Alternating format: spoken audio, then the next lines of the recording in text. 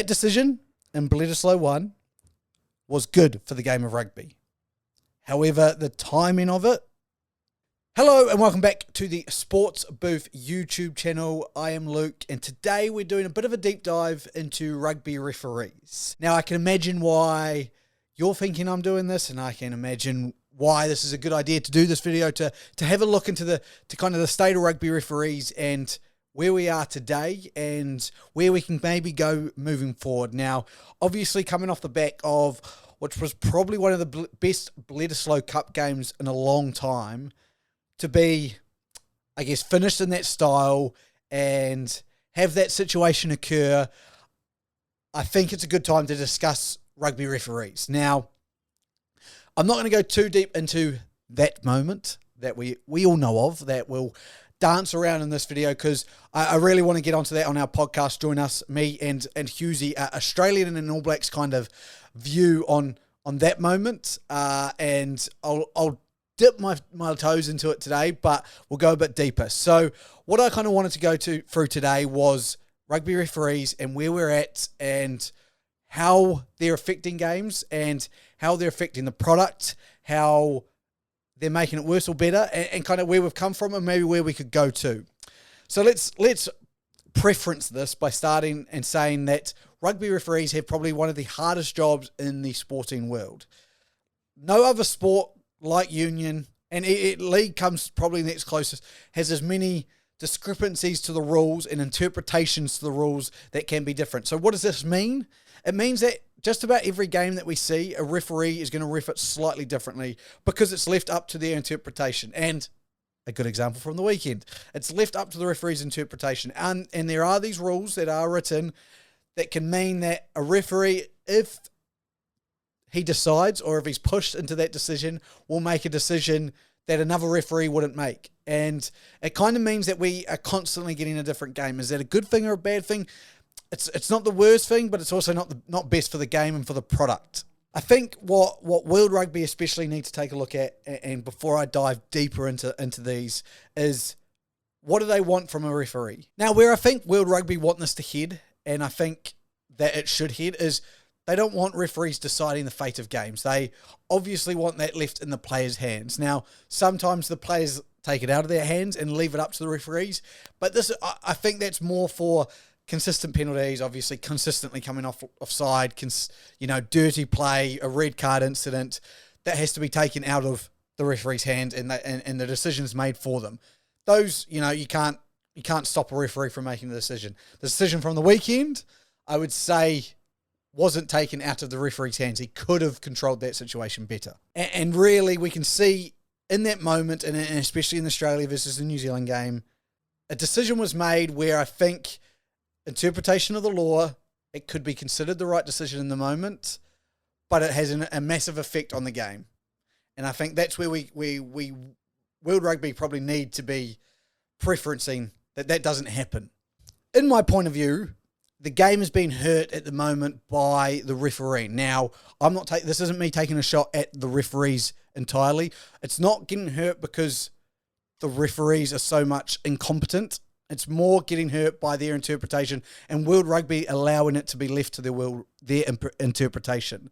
I think there needs to be more defined laws, and I'll touch base on this a little bit later, what I think those can be. A really good referee is able to have control of a game without forcefully having to blow his whistle or be a focal point of the game. Now, obviously, sometimes refs get it wrong. Sometimes players do stuff in rucks and stuff that you have to call penalties for at some point or another. You can't let everything go away and so on and so forth. But I definitely think the product can work better when there's not as much penalties, when there's not as much, ref involvement.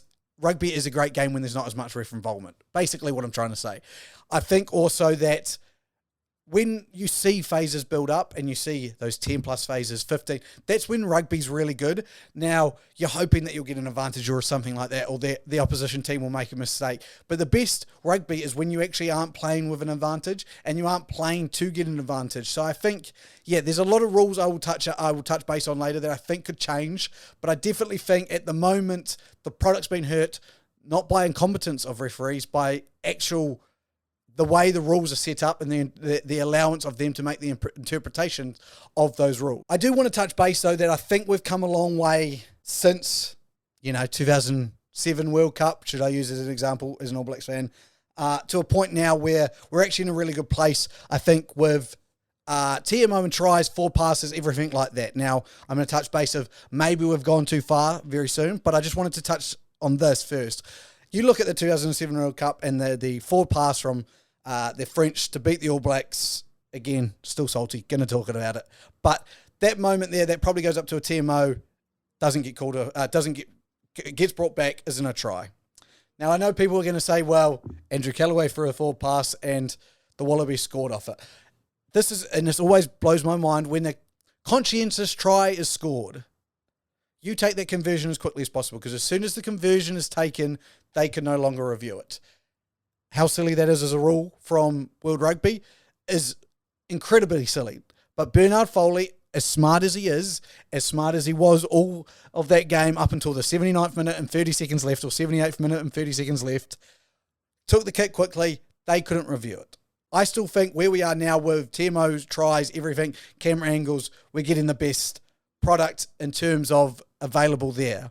Where we've gone too far is actually not allowing the referees to ref. So TMOs constantly in their ear, assistant referees constantly in their ear.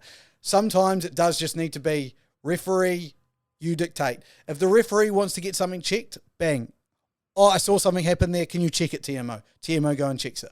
Obviously, if something massive comes up, then we need a TMO intervention. Sometimes the TMOs are probably just trying to do a little bit too much. I understand safety. I understand the head. We have to be hard on this head, the head collisions. As soon as you have a concussion, it can ruin lives, and we're seeing it now, and it needs to change. So I understand that. But I do think sometimes the TMO is just getting a little bit too much involved. Unless there's a foul play or an incident, I don't think they need to be involved as much as they are. That would be my first thing. Same with the ARs. The ARs see something, touch sweet, they can call plays offside. I totally understand it. That's what they're there to do. Other than that, unless the ref asks, it's the ref's game as far as I believe it should happen. And so all of this is kind of saying, like, refs are now not making decisions. And so we saw in the first All Blacks versus Argentina game, the Georgian referee who struggled, and I don't think he struggled because he's a bad ref. I think he struggled because of the amount of information he was getting and wasn't able to, quickly make decisions in those moments. And that did not attribute to the All Blacks loss, I can tell you that. It wasn't his refereeing that cost us the game. We played poorly. Argentina played a lot better. Not on that point. But it was just, that was one of the games where I could go back in recent memory and go, TMA was feeding him information. The ARs were feeding him information. So I guess where to from here is the big discussion point that I need to kind of look at. Where can we go? How can we improve? When we look at it and when we discuss what happened on the weekend, the call, and I'm going to say this on the podcast with Husey, and I know he's going to rebate it, but the call was the correct call for rugby. What I'm saying, just listen to me, hold your horses. For rugby, it's the correct call. Time wasting is an issue. We've discussed this on the podcast multiple times. 30 minutes is about all you get of time and play with rugby. It's not enough. You need more time and play. So stop the time wasting. For the time of the call, we'll leave that up to argument. So I like the call, and I hope World Rugby makes a change. So this is what now I'm asking World Rugby to implement. When a try is scored, all right, try is scored, time gets blown off. There's a minute where the TMO can review. In that minute, the kick can go back, get set up. From try scored to that minute, the TMO reviews it, any try. Doesn't matter. We've got a minute off. Bang, cool, celebrate. TMO reviews it, even if it's an easy put down. Using the NFL, that every touchdown gets reviewed now. You don't need to see it. Same with NRL, where the bunker reviews and confirms every try. Same thing happens here. Try, boom, time off. You get a minute. As soon as that minute's surpassed, time goes back on. So touchy TMO comes back and goes, try confirmed after the minute. Then time goes back on. Then kicker has 30 seconds to take the conversion. So he should be already setting up his tee. They've got a minute to set up their tee, set it up, 30 seconds, we play rugby from there. The second one is then penalty. So if a penalty is occurred, I like 10 seconds of time to run off. After about 10 seconds, ref blows time off. So those players deserve time to celebrate. So again, let's use the example there. Fekete gets the turnover. Think he's won the game for Aussie. The boys are hyped. Get around him. Excellent. 10 seconds, ref blows time off. Cool. Captain, what's your decision? Captain decides anything. Again, quick taps, that gives that 10 seconds to take those quick taps to play on. What's your decision? Take a scrum, we'll kick for the line, we'll kick for goal. Okay, excellent. Time's off, so time's not going down. Captain can't waste time now by looking around making decisions. Excellent. Cool. You've made your decision, kick out, play on straight off that. So kick it out. If it elapses 10, 20 seconds, whatever time frame we put on it, let's say 20 seconds for argument's sake. So boom, time's back on. You've got 20 seconds now to kick the ball out. Boom, kick finds touch, we play. Takes away, if we have set rules, it takes away interpretations, takes away the issues, bang. What it also does is it means we goes time off, bang, decision gets made, we play. There's no reason to waste time as a captain. As soon as time goes off, what decision do we want to make? It's completely tactical. From there, if we use, again, the Bledisloe as an example. So penalties won by Fekete, 10 seconds, referee blows time off. Ask Nick White, what are they doing? Kicking for touch. Foley's got 20 seconds. After 20 seconds, a scrum pick can be given. Bang, scrum. Time goes off for that scrum. Scrum goes, we play from there. We want ball and play. That's all we want. We want to see them playing rugby. We want referees not having to make decisions that will, cost the game, or their interpretation decides the game. We want it so, hey, rugby players, these are your set of laws. Stick by them, and you'll have a successful game. Again, I can tell you if Foley knew he only had 40 seconds to kick, again, a referee telling you, kick it, kick it, kick it. Any good first five is doing what Foley does. So if you don't kick that ball out within 20 seconds, Foley gets that ball out within 20 seconds if he knows that's the rules. I want to see players knowing the rules are set, the refs sticking to those rules, and more rugby. I don't think there can be too much argument around what I'm trying to ask for. I don't think, there can be a discussion where, but why do we want that, or why do we want this? I feel like this is surely what World Rugby is going to look at. It took a lot of courage to make that decision. I understand Australians' frustration. That decision in Bledisloe 1 was good for the game of rugby.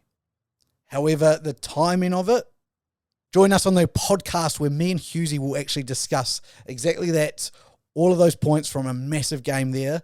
Comes out on Wednesdays, every Wednesday, that Rugby Union podcast. Make sure you join us. For now, thank you for joining me and looking into the referee situation.